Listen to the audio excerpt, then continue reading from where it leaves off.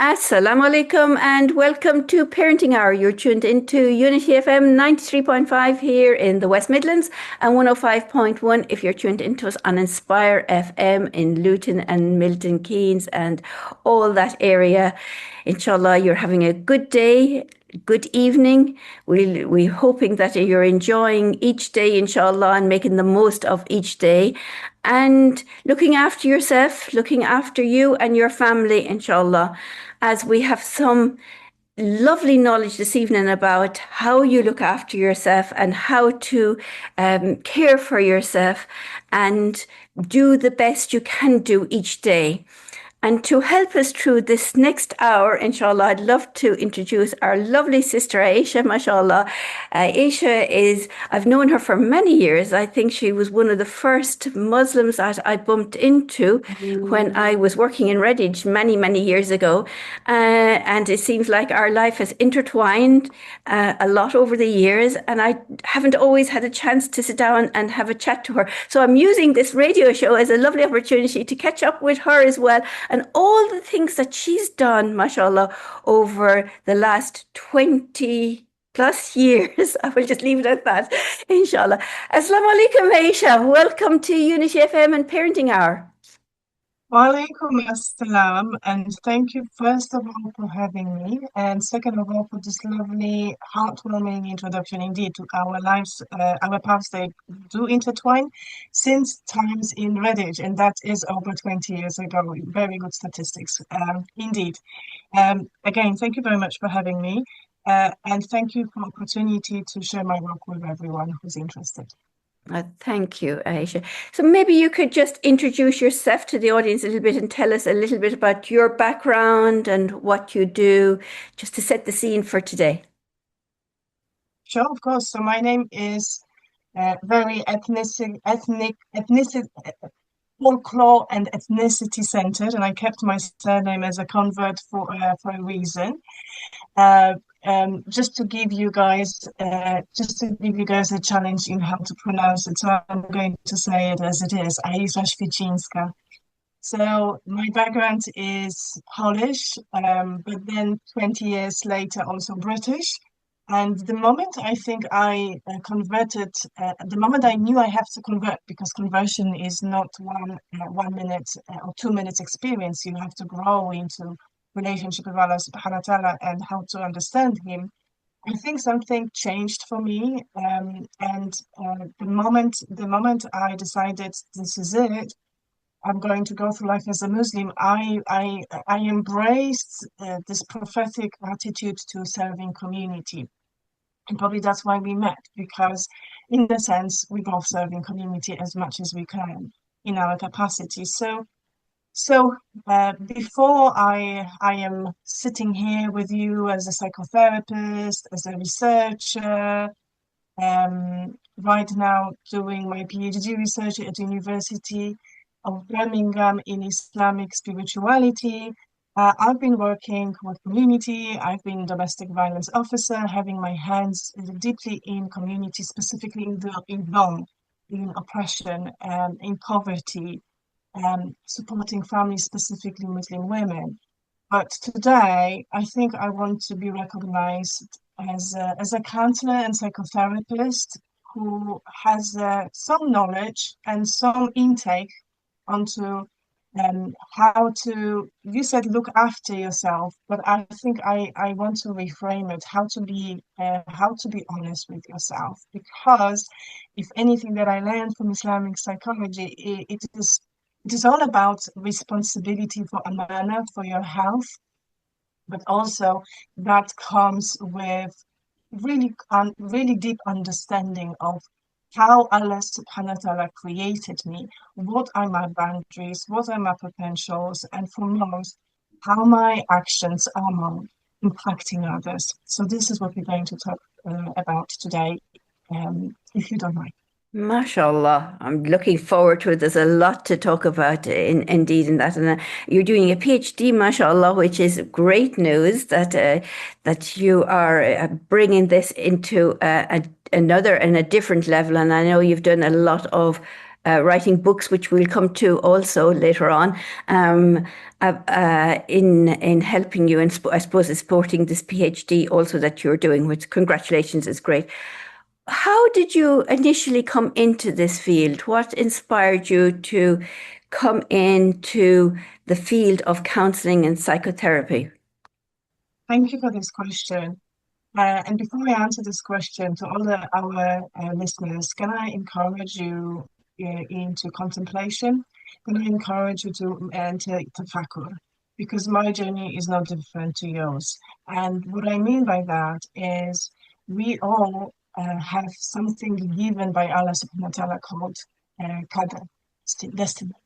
And as much as I had my plan for life, it had been verified by qadr. And so did yours. So my path is no different to yours. It really isn't. So I began with working as a domestic violence officer, having my hands in different projects in communities, specifically in Birmingham.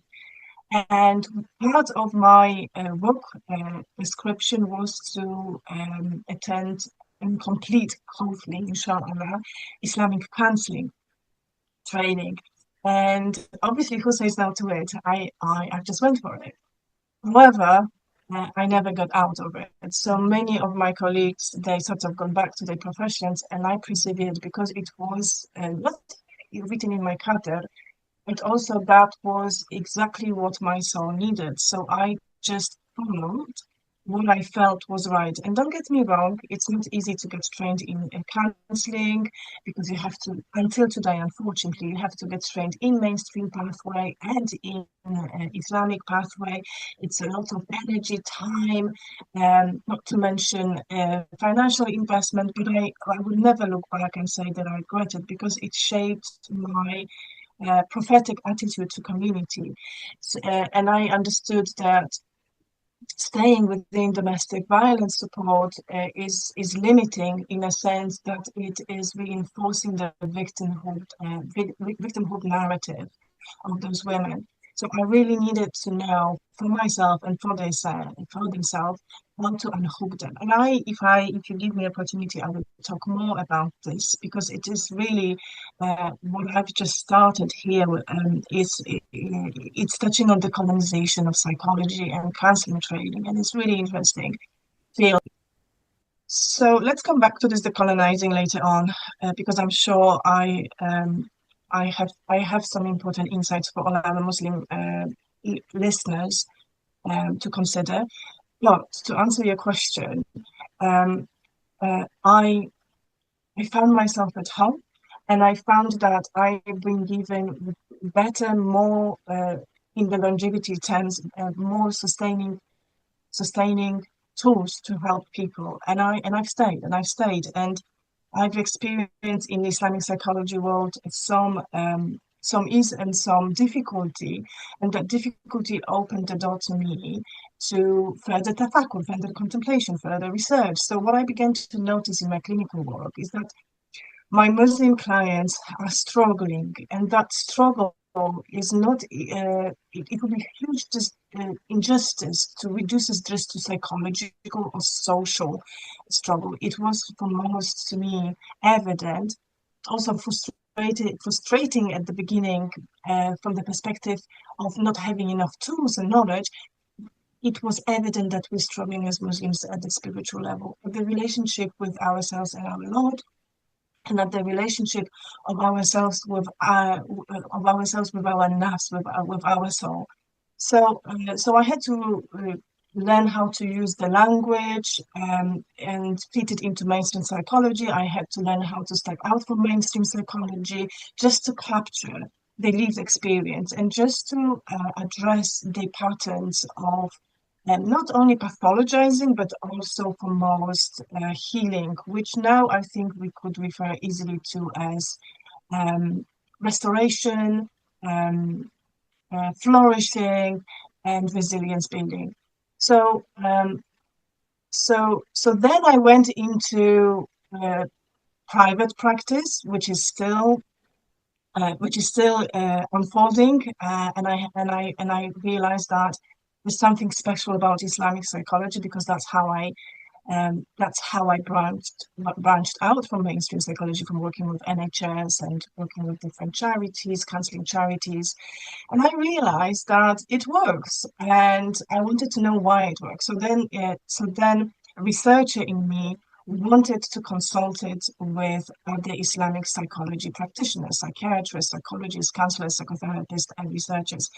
And they were kind enough to give me their time. I interviewed them, and I would say quite a few months later, I had myself a book, Islamic Inspired Self-Development. And what's really special about this work was that I was able to give them a voice, and I was able to clarify for those students of Islamic psychology, but also practitioners, a good idea what works for Muslims in 21st century. Because if you appreciate, Kathleen, we have so many people over centuries talking about mental health. We had Ibn Qayyim, Ibn Taymiyyah, we have Ibn Ghazali, we have Ibn Sina. But these are, yes, fair enough, heroes. We're standing on the shoulders of a giants today, fair enough. But they didn't know our language, they didn't know our reality, they didn't know our struggles, and they didn't know, how could they know, that psychology is going to develop and offer us so much. Not only confusion, but also benefits, also higher. So thanks to this book, I understood what is it that works in their practice. I understood why is it that my practice is so successful, and I got myself a framework. That framework was as surprising to me at the beginning as it is right now. It still works. And that framework comes back to our spirituality, to our construct of the self. So I found myself working with people GALP, which is emotional intelligence, with people behavior, which is nafs, with people spirituality, which is based in our fitra, with people cognitive intelligence, which is akal, and with their body as well, because psychosomatic intelligence at the level of our jism had been laid out to us through our Islamic thinkers, but right now in psychology is also recognized in trauma-informed practices such as polyvagal approaches. So with this book, I had my readers coming back to me saying, "This is all good. This is really brainy. This is really fantastic. But how to do it?" And although I might have like 3 or 4 case studies showing how to do it, it was just not enough for my readers. And from there, I wrote my another book, Spiritual Resilience, which is filled with obviously anonymized, clinically safe case study after case study. And I think I would like to discuss with you this book, Spiritual Resilience, because that pictures beautifully traps in our mental health, but also our relational health with our partners, with our parents, with our God. And clarifies for us why is it that it's happening. So this is what I'm coming back, not to just action, but the root of the problem. Why is it happening? Why is it so that I sometimes find myself in the same vicious cycles, but with different people in different environments? Why do I experience life in the same, let's say, hypersensitive, or let's say irritating position, when it is actually another person, it is actually another relationship, when this is actually another situation? So I think overall that book gave the platform, gave voices to my clients and enabled my readers to reconstruct data faculty, contemplation of the self. And I could carry on like this, but maybe you have another question. No, mashallah, I'm just so intrigued here and nodding away. Of course, our listeners can't see that we can see each other as we're speaking.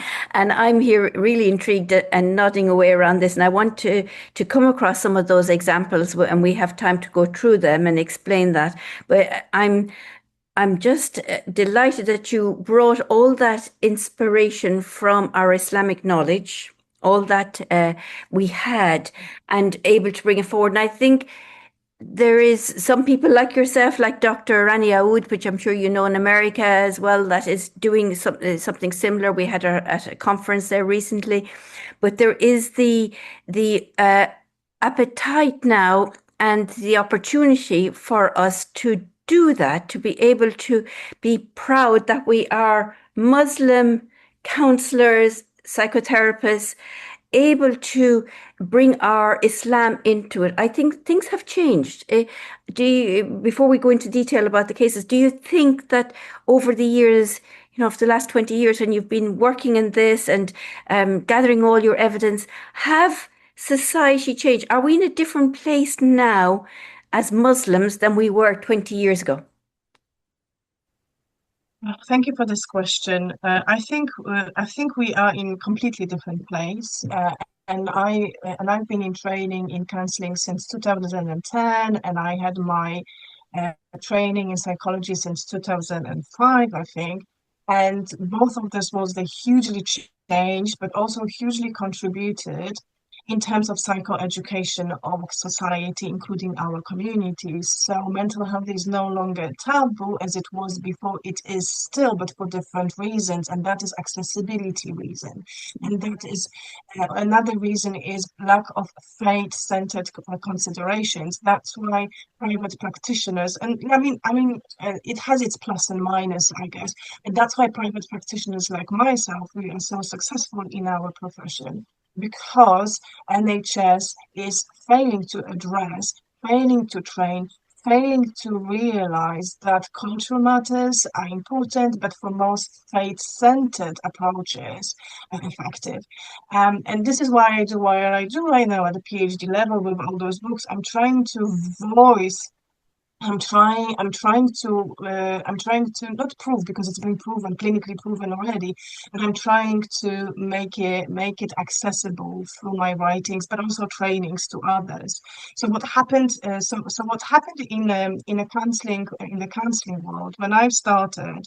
I literally couldn't find a person who understood what is counseling. They didn't understand the word. Some of them, they understand this training as in pathway to get into working with Birmingham City Council. Literally, that's what they thought. Now, when you say counseling, I'm a counselor, I'm a psychotherapist, it has its demeanor to it. It has a reputation, almost a status to it. So things have really changed quite drastically. In fact, when I started training in Islamic counseling, there might be only 2 trainings available out there, and now there's a multitude.